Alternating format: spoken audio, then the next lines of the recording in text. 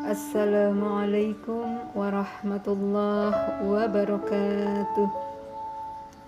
Alhamdulillahirabbil alamin. Alhamdulillahilladzi hadana lihadza wa ma kunna linahtadiya laula an hadanallah.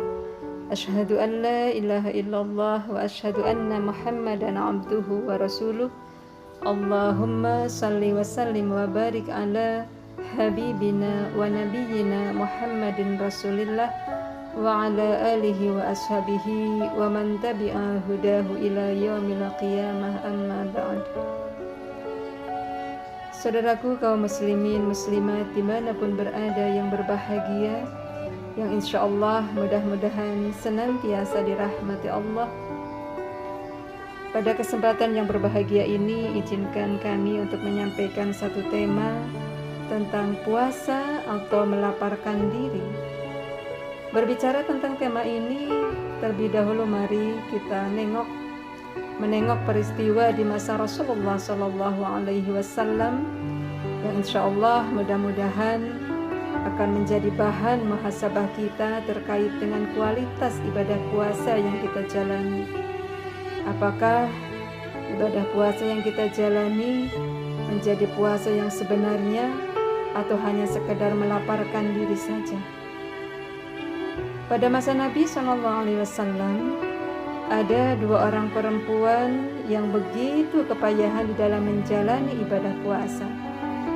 Keduanya terlihat begitu lapar dan dahaga, bahkan hampir pingsan. Akhirnya karena merasa tidak mampu melanjutkan puasanya, keduanya pun menghadap Rasulullah SAW dan meminta izin untuk berbuka puasa.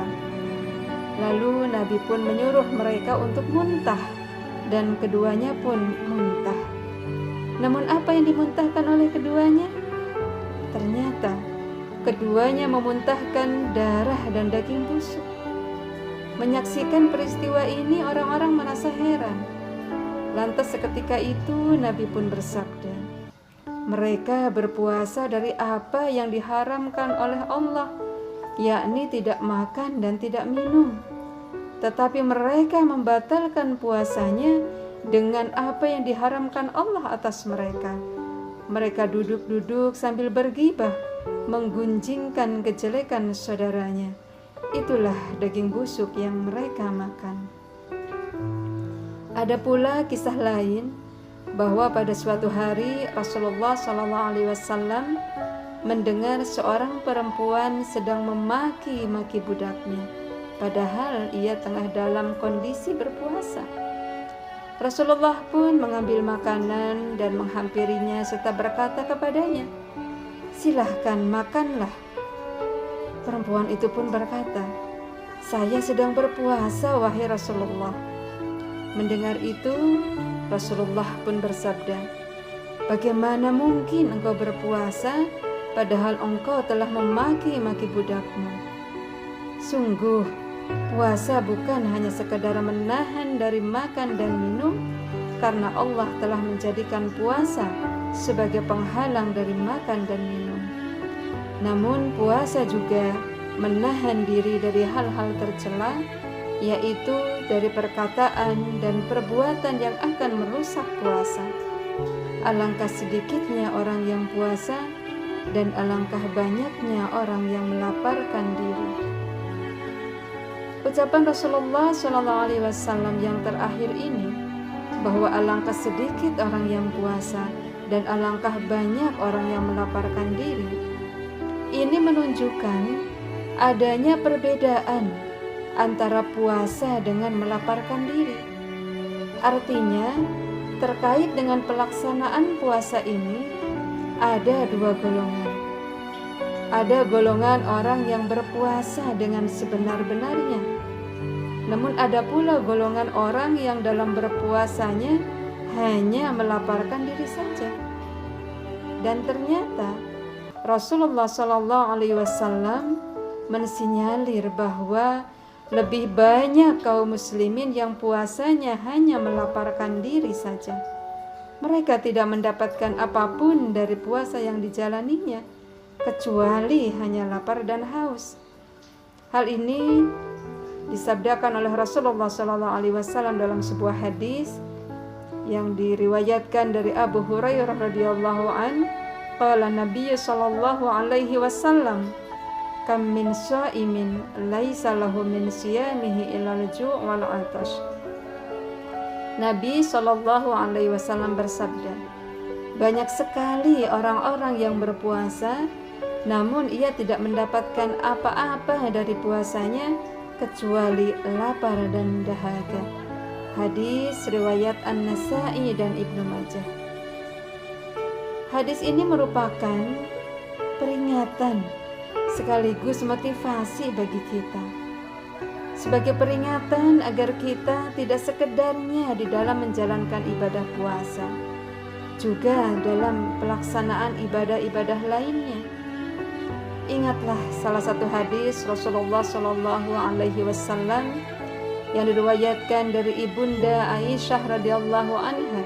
Ia berkata, qala Rasulullah sallallahu alaihi wasallam, telah bersabda Rasulullah sallallahu alaihi wasallam, innal 'abda idza 'amila 'amalan ahabballah ta'ala ayyutkinahu, bahwa seorang hamba apabila melakukan suatu amalan, Allah mencintai untuk mengerjakannya secara maksimal. Hadis riwayat Tabrani dan Al-Baihaqi. Hadis ini sebagai motivasi agar kita terpacu untuk berpuasa secara maksimal. Tidak hanya ibadah puasa yang kita jalankan secara maksimal, tapi begitupun dengan ibadah-ibadah yang lain. Karena amal yang dilakukan secara maksimal inilah yang akan menjadi amalan yang dicintai oleh Allah Subhanahu wa ta'ala. Dan kita sebagai orang yang beriman tentu sangat berharap amalan yang kita kerjakan akan dicintai oleh Allah Subhanahu wa ta'ala.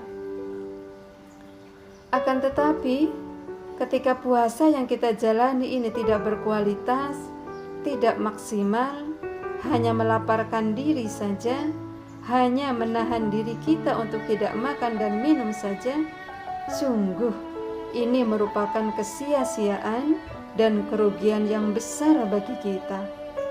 Padahal Allah telah memperingatkan dalam salah satu ayatnya di dalam surat Al-Kahfi ayat 103 sampai 104. Allah berfirman, A'udzu billahi minasyaitonir rajim. Qul hal nunabbi'ukum bil akhsarina a'mala alladzina dhalla sa'yuhum fil hayatid dunya wa hum yahsabun annahum yuhsinuna sun'a. Katakanlah wahai Muhammad, maukah kami kabarkan kepadamu akan orang-orang yang paling merugi amal perbuatannya, yaitu orang-orang yang telah sia-sia perbuatan mereka dalam kehidupan di dunia ini, sedangkan mereka menyangka bahwa mereka telah berbuat yang sebaik-baiknya.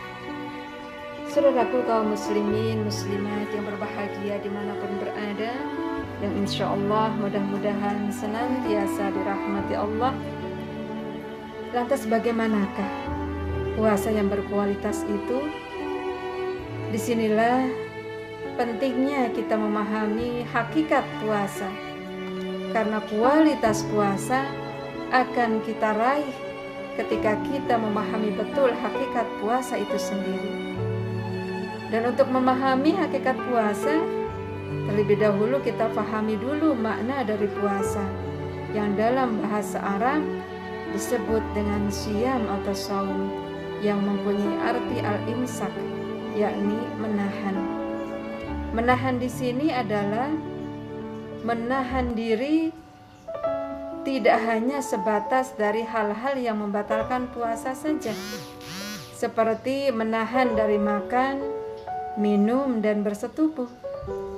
Namun menahan diri di sini adalah juga dari hal-hal yang akan merusak atau membatalkan pahala puasa kita, yakni dengan menahan diri dari segala hawa nafsu, baik berupa perkataan dan perbuatan tercela, sebagaimana yang telah disabdakan Rasulullah dalam 2 kisah yang telah disampaikan di awal tadi. Terkait dengan hal-hal yang akan merusak atau membatalkan pahala puasa, secara lebih detail Rasulullah SAW telah menyampaikan dalam salah satu hadisnya. Hadis yang diriwayatkan dari Anas bin Malik radhiyallahu an, dari Rasulullah SAW, ia bersabda, "Khamsun yuftirna shaim al-kadhibu wal ghibatu wan namimatu wal yaminul kadhibah wan nadharu bi syahwatin." Rasulullah SAW bersabda, ada 5 perkara yang membatalkan pahala orang yang berpuasa, yaitu al-kadhib, berdusta. Yang kedua, al-ghibah, berbuat ghibah, menggunjingkan kejelekan orang lain. Wan namimah, mengadu domba. Wal yaminul kadhibah, bersumpah palsu. Wan nadharu bisyahwat, dan memandang dengan penuh syahwat. Hadis riwayat Al-Azdi dan Ad-Dailami. Dari hadis ini dapat kita pahami bahwa ternyata anggota tubuh kita yang pertama kali paling berpeluang mengurangi atau membatalkan pahala puasa adalah lisan kita, baik dengan berkata dusta, berkata keji, mengadu domba, dan bersumpah palsu. Baru kemudian dijelaskan dalam hadis tersebut anggota tubuh kita yang lain yang berpeluang akan membatalkan pahala puasa kita, yaitu mata, melalui penglihatannya, karena melihat sesuatu yang berbau syahwat, melihat sesuatu yang diharamkan oleh Allah Subhanahu wa ta'ala. Imam Ash-Shan'ani di dalam kitab Subulus Salam mengomentari hadis ini dengan mengatakan bahwa hadis tersebut menjadi dalil atas keharaman berdusta dan bertindak bodoh, baik dilakukan oleh orang yang sedang menjalankan puasa ataupun dilakukan oleh orang yang sedang tidak berpuasa. Namun, ketika perbuatan tersebut dilakukan oleh orang yang sedang berpuasa, maka menurut beliau keharamannya lebih ditekankan. Artinya, dosa yang ditanggung akan menjadi lebih besar. Na'udzubillah. Oleh karenanya, saudaraku kaum muslimin muslimat yang dirahmati Allah, di sini betapa pentingnya sebuah amalan puasa yang berkualitas, di mana indikasi dari puasa yang berkualitas ini pun dijelaskan oleh Imam Ibnu Qayyim al-Jauziyah yang mengatakan bahwa orang yang berpuasa itu adalah orang yang semua anggota tubuhnya ikut berpuasa dari perbuatan-perbuatan dosa. Lisannya berpuasa dari berkata dusta, berkata keji, mengadu domba, ucapan palsu. Matanya juga berpuasa dari hal-hal yang berbau syahwat. Telinganya berpuasa dari mendengarkan hal-hal yang berbau ghibah. Tangannya berpuasa dari berbuat zalim. Perutnya berpuasa dari makanan dan minuman. Kemaluannya berpuasa dari bersetubuh. Puasa seperti inilah yang berkualitas, yang menjadi hakikat puasa yang sesungguhnya. Semoga Allah memberikan kemampuan kepada kita untuk bisa menjalani ibadah puasa dengan sebenar-benarnya. Insya Allah dengan memahami hakikat puasa, maka kita akan berusaha untuk bisa menjalani ibadah puasa kita dengan maksimal, dengan berkualitas, dengan sebenar-benarnya, tidak hanya sekedar melaparkan diri saja. Semua ini kita lakukan demi menggapai predikat takwa, sebuah predikat bergengsi di hadapan Allah Subhanahu wa ta'ala yang menjadi dambaan setiap orang yang beriman. Demikian apa yang dapat kami sampaikan, mudah-mudahan bermanfaat. Wallahu a'lam bishawab. Wal 'afwu minkum. Wassalamualaikum warahmatullahi wabarakatuh.